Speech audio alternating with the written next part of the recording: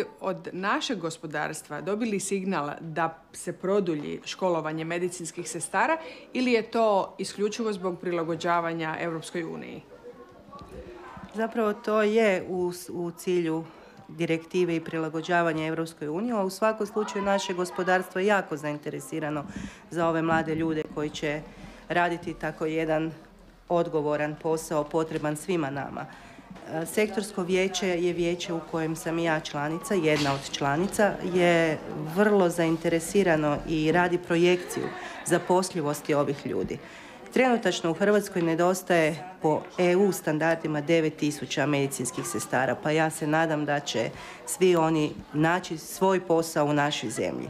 Normalno sa diplomom koja vrijedi i u cijeloj Europi, vrata su im širom otvorena. Sve škole u Hrvatskoj medicinske su prešle na taj program. Taj je program propisan direktivom Europske unije 2005. koji nam zadaje okvire školovanja. Novost je u tome što program traje 5 godina. Prve 2 godine su opće obrazovne. Dakle, mi u prve 2 godine nemamo niti jedan strukovni predmet, nego samo opće obrazovni predmeti. To je novost. A još od 3. godine do 5. godine školovanje traje jako puno sati. 4.600 sati, što isto je novost. Količina vremena provedenog na vježbama, odnosno nastavi na klinici, koja iznosi najmanje 2.300 sati. Kineziolozi imaju puno primjedbi, kažu da zapravo ovakav program nije u nekim svojim dijelovima dobar.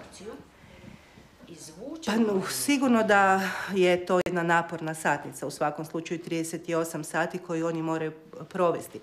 Možda imaju primjedbu na to što nije uključeno u tu satnicu, su uključeni sati tjelesnoga, ali oni nisu uključeni ne zato što mi njih ne želimo uključiti u tu satnicu, nego jednostavno će oni biti realizirani na drugi način nego što su do sada bili realizirani. Dakle, nastava tjelesnoga će ići, ali će ići na jedan drugačiji, morat ćemo si prilagoditi satnici koju oni imaju. O čemu je zapravo riječ? Da su preopterećeni pa da nema vremena za tjelesni?